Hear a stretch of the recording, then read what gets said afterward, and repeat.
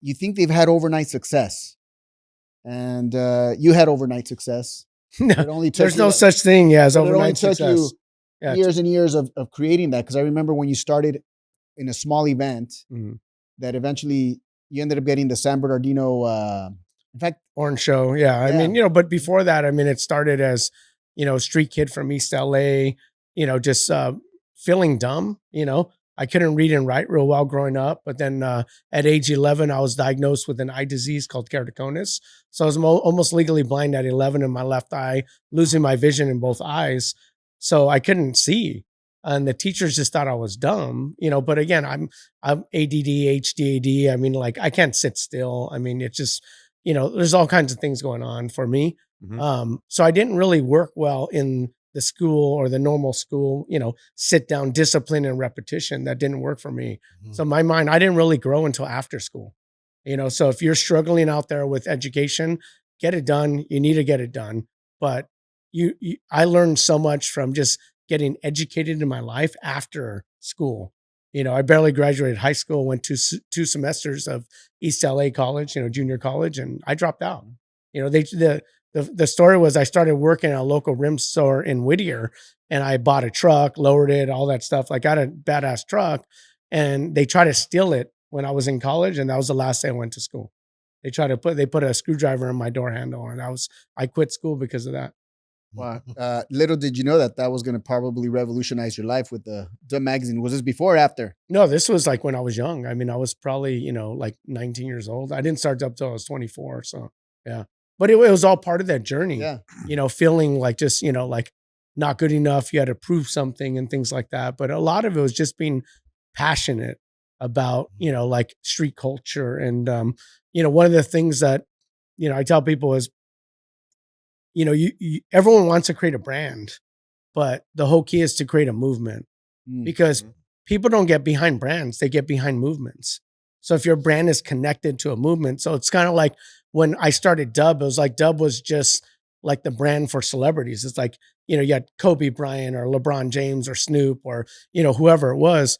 And you had them all. With that Dub brand. Yeah. So it's like the Nike swoosh, right? And then they had another sub brand called Just Do It. So we created another brand called 20 Inches Strong, TIS. Yeah. So we had both. So it's kind of like that, no one ever says like on their emails, I'm Dub, but they'll all say I'm 20 Inches Strong. So it creates this like movement, this group, and everybody wants to be involved with these types of groups, right? That's why, growing up, kids join gangs or car clubs or whatever, because they want to feel like there's an affinity with other people. Because if there's one or two people that feel, act, dress, look, think like me, then I'm normal, right? Yeah. So everyone's searching for that normalcy. And that's what's going on. So I used that and said, okay, I'm searching for this normalcy. I want to fit in. This culture is, for me, it's appealing. It's sexy. How do I go and take that and kind of push that out? And we got lucky. It was a subculture of hip hop. So the dub car culture was a subculture of hip hop. As hip hop blew up, so did we, because of the rappers were glamifying it and the ball players wanted to do it.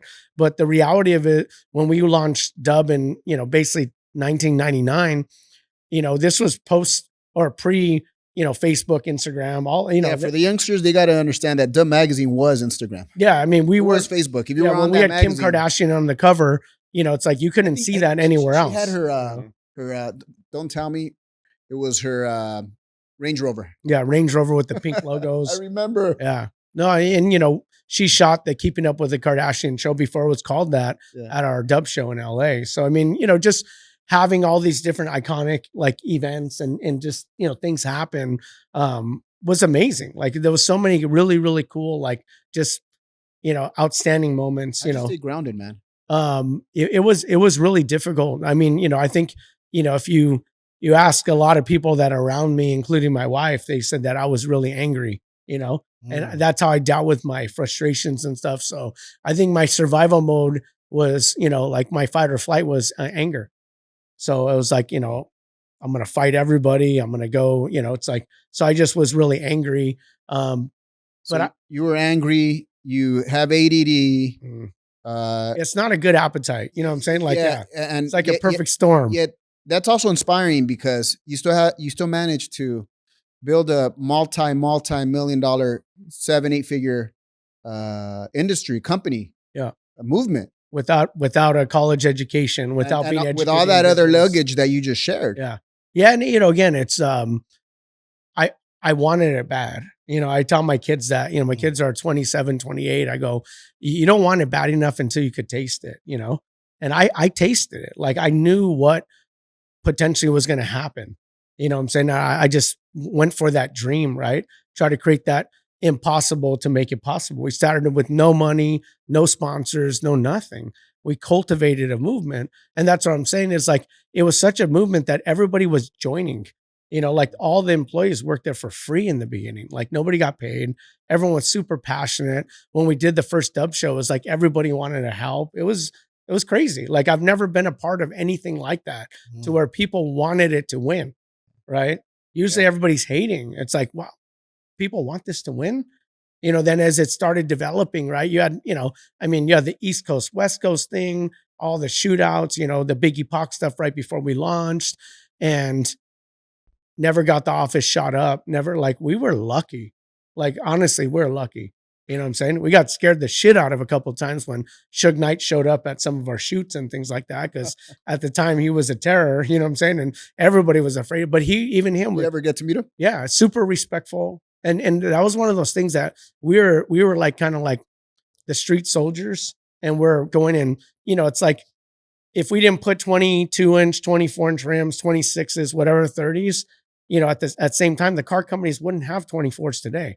They wouldn't have had TVs in the headrest. They wouldn't have. We were pushing that envelope constantly. And then, but instead of raging against the machine, I would fly to Detroit and fly into all these places and meet with these companies and try to convince them to do business with us. And they're like, how old are you at this point? I was, 25 years old. I mean, young, right? I couldn't even speak well. I learned how to speak well by mimicking other people. So like I would say I would go to a meeting with General Motors and I'd be like in the room talking to and I would get the top brass. I got lucky. I always got the top people to like sit in the room with me. I was just blessed, Yeah. And I'm sitting in there and I'm trying to get them passionate about like Snoop Dogg or whatever. And, these are all older, potentially white gentlemen. And they're like, you know what? They're in their 60s, 70s.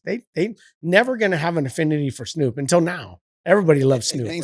He's, super mainstream, but all that stuff. So what I did was I can't change the way people feel about Snoop or smoking or cars or chrome rims or whatever, but I can help them change their view on the cool factor of what those things bring to the table.